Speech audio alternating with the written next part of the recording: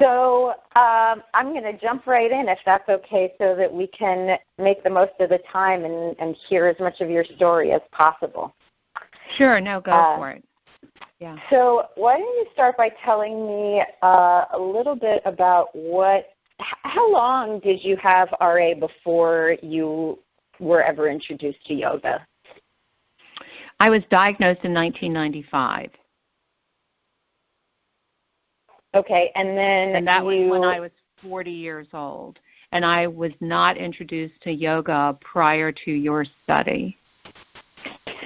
Okay, and you came into the study in 2005, around there?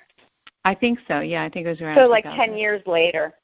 So right. in the period of the 10 years that you were living with RA, talk a little bit about your life. How well managed was your disease? Were you happy? How did you feel? So I was anything but happy. I didn't feel well at all. It was difficult to actually really comprehend what RA was and the effects that it would have on my life, long-term and short-term. And in the 10 years from the diagnosis to when I first started yoga, I had by then had probably 6 different surgeries on feet and cervical spondylosis. And so I also had fusion C5 to C6. So all of that was within the first 10 years of the RA. So overall, there was quite a decline in my health immediately and my ability to just function with just, regular daily activities of life.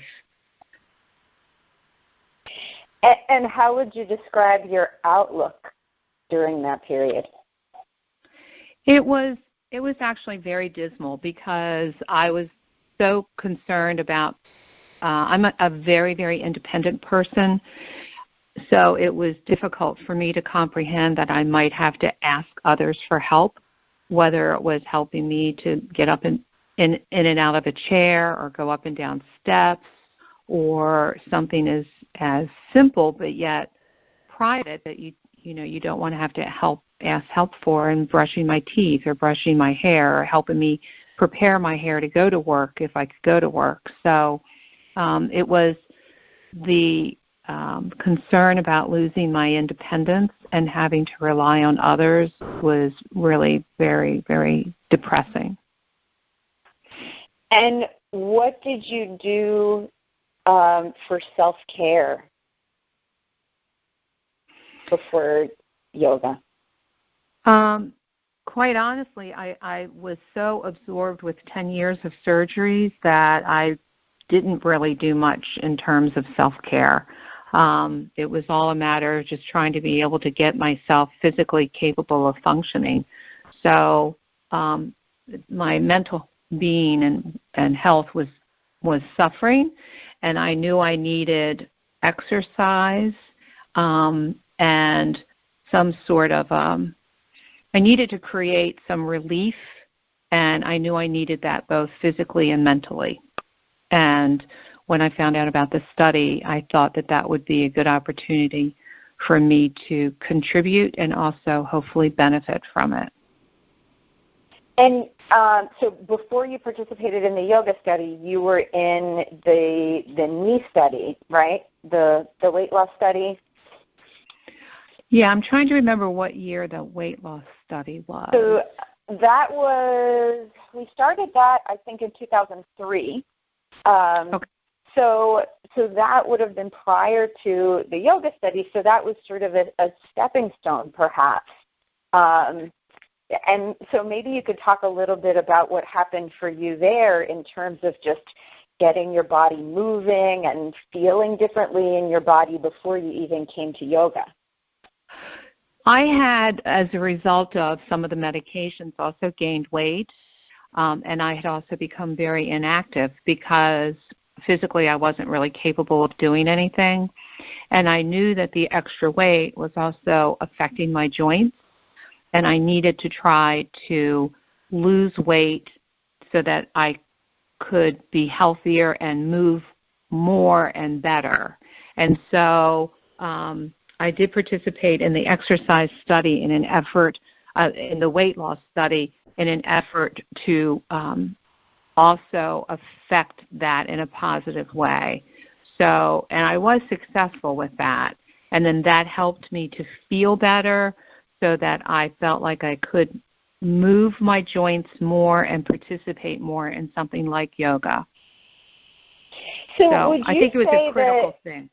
Yeah, that had you not had that experience, had you not gone through that that process of losing some weight and starting, a walking routine, do you think that you would have felt that yoga was accessible or available to you?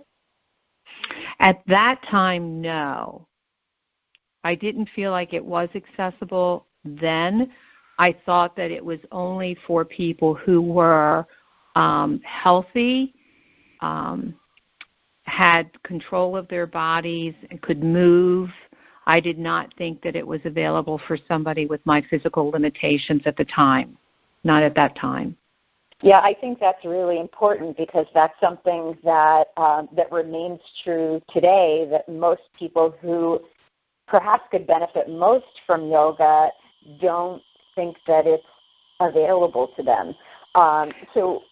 And maybe because you had started doing some other things for yourself, you were doing some self-care through the other program, that right. changed your perception. But what did you think? When you first saw that Yoga for Arthritis program available, that poster, or if a clinician mentioned it to you, what were your thoughts? Well, I mean, so first I do want to make sure that people understand that a clinician, I don't recall ever sharing any information with me, came to an exercise program or yoga. Although they may have indicated at some point that, if you lost weight, that might help your joints, no one ever said there's a program specifically for people who have arthritis that would be of benefit to you. And here's what it is. And so it was really a matter of I found the flyer and then I decided that I was going to try it. So it wasn't something that was brought to my attention, unfortunately, even by the clinicians. And I do think that is unfortunate. So right. So hopefully part of our work is, and through the research, we can help clinicians to understand this is something that you can mention to your patients, and also for clinicians to feel like they know what resources to recommend that are going to be safe and appropriate. Yeah. So I do think that it is twofold. There needs to be the education for people with this disorder, and then there needs to be access to the available resources, or just even knowing about the resources. I think that's really important. So I really feel like almost everything that I've done and I've accomplished, it's been largely because I have sought it out and have been the driving force behind it and motivated. And I don't know that there really hasn't been anyone else that has been as helpful as the yoga program or the weight loss program. Although I was it a year ago or so, I was in another program for arthritis, and it was an exercise program. And then that one was really, really helpful. But that was another study. So why do you think that because there are certainly people with arthritis who are not hopeful or not empowered or proactive to seek things out that might be tools for them. What do you think was different for you that you found, that you had the drive or motivation to find solutions for yourself?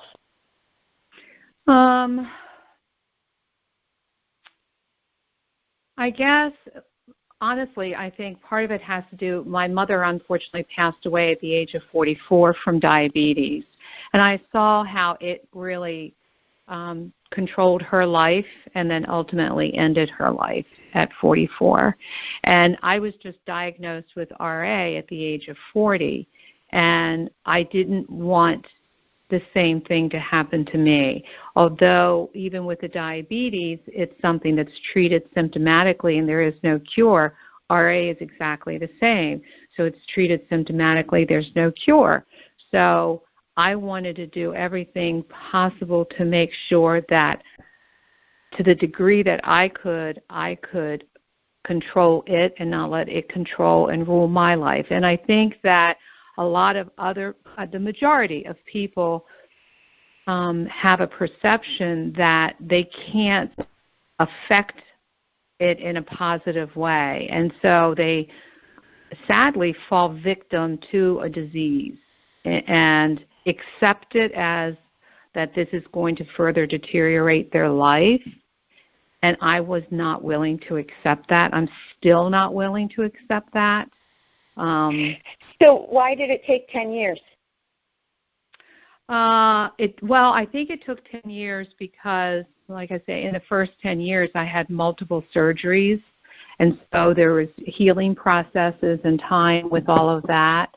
And I think it was a matter of also finding the resources.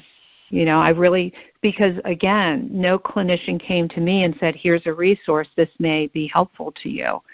So right. I had to stumble on the resources myself. So I think that's why it took the 10 years. And what was the first yoga class like for you? I can distinctly remember when I first walked in, I thought, there's no way I'm going to be able to do this. And there's no way I'm going to be able to first physically do it, but then secondly have the presence of mind to be able to devote the time to the practice and be fully engaged in it. I mean, that's really what is of the most benefit. The physical part of it certainly is beneficial, but I think you have to be completely engaged in it mentally as well in order for it to really be beneficial. And so when I first went to the first class, I thought there's just no way. Physically, I'm not going to be able to do it, and mentally, I'm just not going to be able to do it because I won't be able to be engaged. And then it wasn't very long thereafter that I felt more challenged by it, and then the more challenged I felt by it, then I felt the rewards of it. Wow. So you were certain that you weren't going to be able to bring to harness what you needed in order to be able to be successful with it, and yet you came anyway, and you kept coming. I did. Right. And followed you outside of the study to continue. Even with my foot in a surgical boot, I remember. Yeah, so what was it when you said you started to feel the benefits of it? What did you notice first? I think what I really felt first was it brought a calming sense to me in my life, honestly.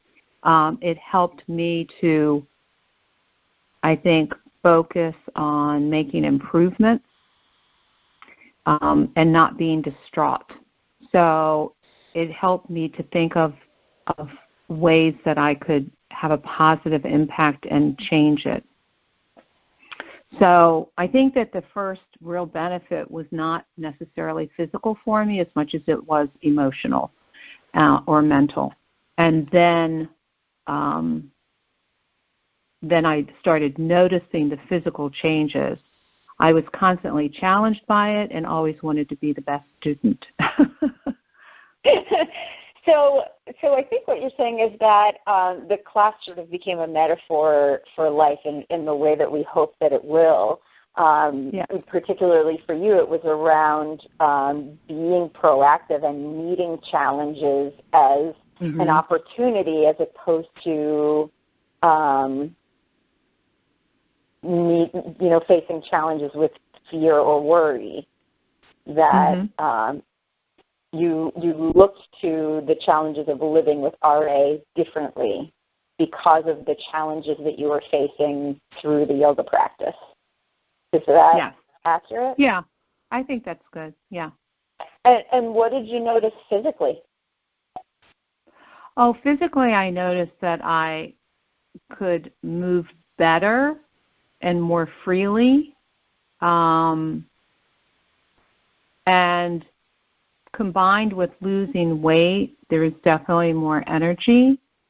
So I definitely could see and feel a difference. So, and then that becomes very encouraging, and then you want to do more. And I don't know as much about the nature of your disease, but have you had flares during the time that you've been practicing yoga, and how do you experience flares differently, either in terms of their frequency or severity, but also maybe in terms of the peace of mind or the way that you think about a flare? Has any of that changed? I've had flares off and on throughout the course of my RA. I had recently been pretty much in remission for probably 4 or 5 years until this fall when I started having some flares again. And then what was that question? What was the question about the flare? How are flares different for you now that you have the tools of yoga? I can be more specific if it's helpful. No. I think that, I still continue my yoga practice at home. Unfortunately, during this time right now with flares, I'm not as physically active, but in terms of outside gym. But the yoga helps me to focus on improvements and just be more mindful that it is a flare and it's not going to continue. It will pass. It's just made me more optimistic, and it gives me a better presence of mind with dealing with the flares overall, I think. Do you notice things differently, either, or in terms of mindfulness and sort of cues from your body? Is your communication with your body or your disease any different?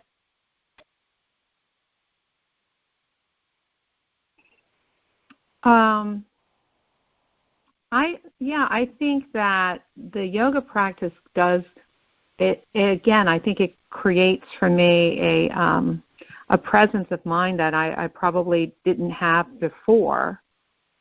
So I'm not as reactive to the flares as I probably would have been.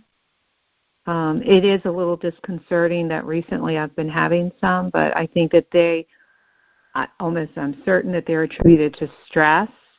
And so the yoga helps me to manage the stress, and I am 100% certain that the recent flares this fall are associated to that. So the yoga practice helps me to manage the stress that's in my life. And it's interesting. I've spoken to people who have been longtime yoga practitioners who feel like they really have a handle on their disease, and then when they have a flare, there's always something new to learn. There's always something new to learn about how you, the stories that you create for yourself and the way that you move through those things, that even when you're a seasoned yoga practitioner and you feel like you really have presence of mind, a flare will always challenge you in that. Oh, it definitely does. It's not like it just suddenly, the flare goes away just because I'm more mindful. a recent flare that I had, my right hand was so swollen, I literally could not even hold a toothbrush. But it became most concerning to me when I went to, my cats were desperately wanted to eat that morning, and they're meowing because they're ready to eat, and I absolutely could not flip open the can of cat food. And I thought, how on earth am I going to be able to feed my cats? I can't even open their food because I cannot use my hand. And I right-handed, so I couldn't hold it. And then it was such a challenge, and I just broke down in tears in the kitchen because I didn't know what I was going to do because I live alone. And I thought, how am I going to feed my cats? You do learn something different. I think you learn limitations. You learn some sense of humility. You learn how vulnerable you can be to the disease itself.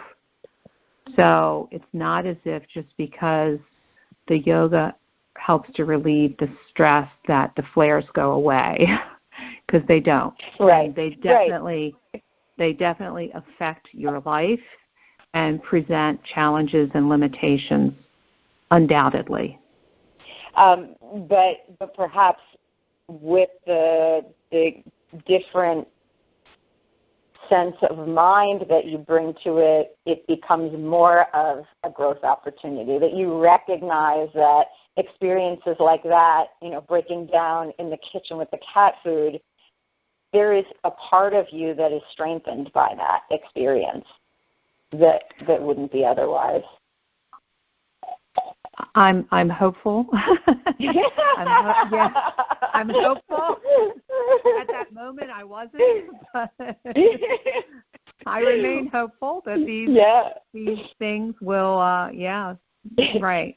So Tina, are there any moments that stand out to you when you had any sort of an epiphany or something clicked for you?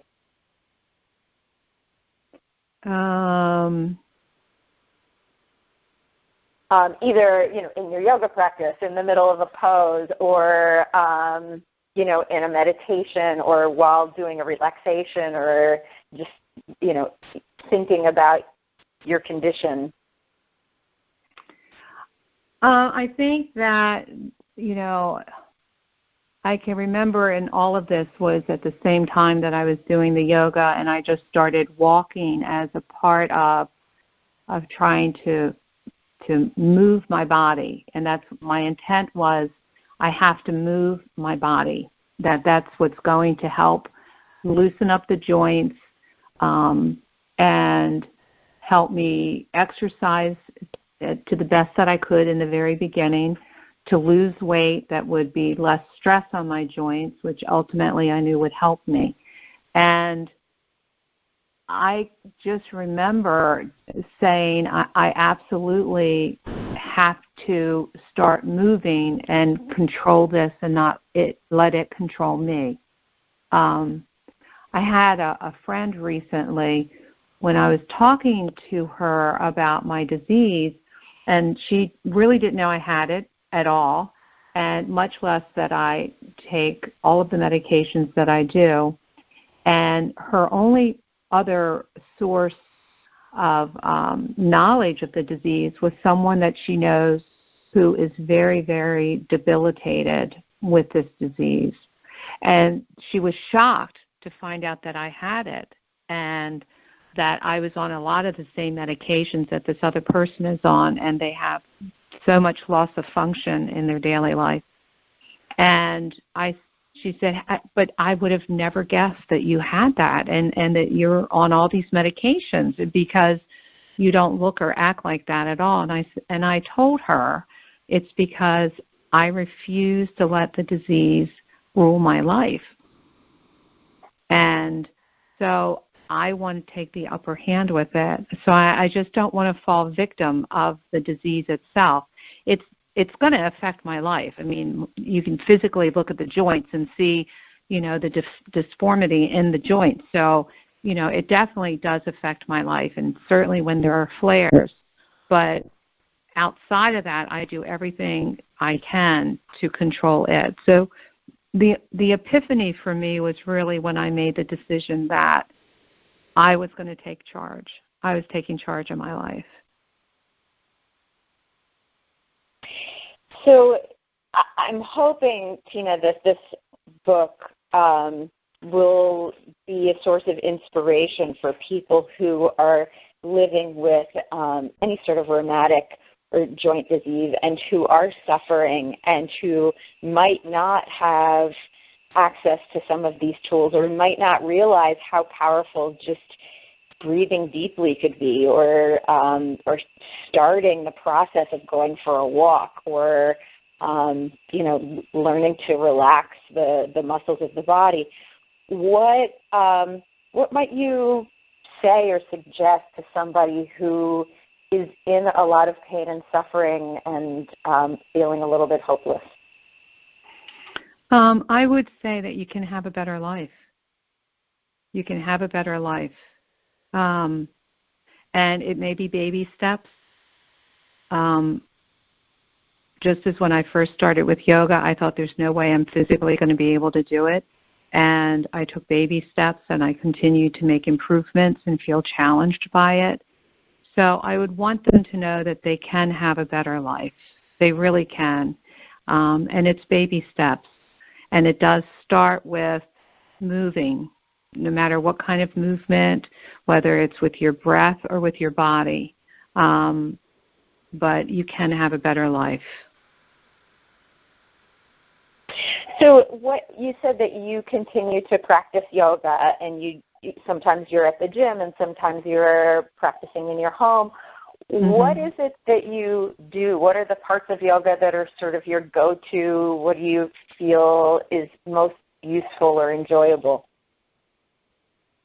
The movements, I think, are always helpful, particularly for certain joints. So various poses and movements, I think, really help. But I think it's really the solitude, the peacefulness, the mindfulness that it brings with the movements. So that's what I really think makes the difference. And so I enjoy it when I'm alone, but I can also enjoy it when I'm in a class with others. But I definitely enjoy it when I'm home alone, probably more, but yeah. But when you're in a class, you're perhaps challenged in a different way that you might Exactly. not be at home, right? Exactly. And do you practice yoga when you're experiencing a flare, and how is it different? When I have a flare, I'm happy if I can brush my teeth, much less yoga.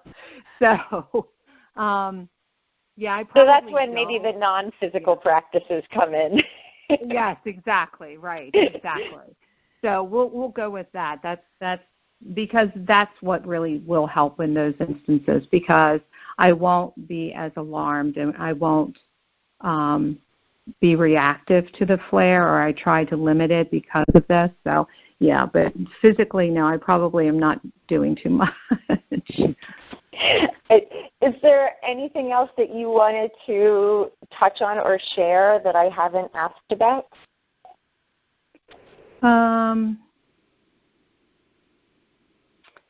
No, I mean, I really just do think that it's a disease that is deteriorating and can significantly impact your life. And so I think that as soon as you can impact the disease and try to have better control and management of it, overall how much better your life will be in so many ways, because you can enjoy your life so much more in so many ways when you can physically get around with limited pain, and enjoy so many different activities that there are that you otherwise might not be able to do. So I think the practice of yoga helps in all of those ways. so that you can have a more fulfilling life. So, Tina, what's an example of something that you do and enjoy that's fulfilling to you that you might not be able to if you weren't moving and staying fit and healthy? I run competitively. Cool. Yeah. I didn't even know that. Yeah, I run races. Neat. Right. And I've had, I've countless foot surgeries, and pins and plates are in my feet, and I can't count how many 5Ks and 10Ks that I've done. That's and I'm really not inspiring. I'm not the fastest. My goal is to start and to finish. That's it. I love it. But to know that I've done it. Right. It's just to know that I've done it. And that just means a lot to me. And I was never a runner in my entire life until 3 years ago. I wasn't even an athlete of any kind at all. So I do that, and I also lift weights. So you're going to send me a picture of you finishing a race, right? Oh, yeah, absolutely, yeah. I don't have any good ones, but, yeah, I'll send you one, yeah. But no, Crossing the finish line with your arms up. Yeah, yep, yeah. That's great, Tina. Yeah. I'm so proud of you. Thank you, thanks, yeah. I know that the yoga helps. I think, I think I tell people all the time, it's different strokes for different folks, but I think when it comes to arthritis, I think that the yoga definitely helps, but it helps everybody in every way. I mean, so I always encourage people to do yoga or whatever works for them, but just moving. You have to move your body. You've got to move your body.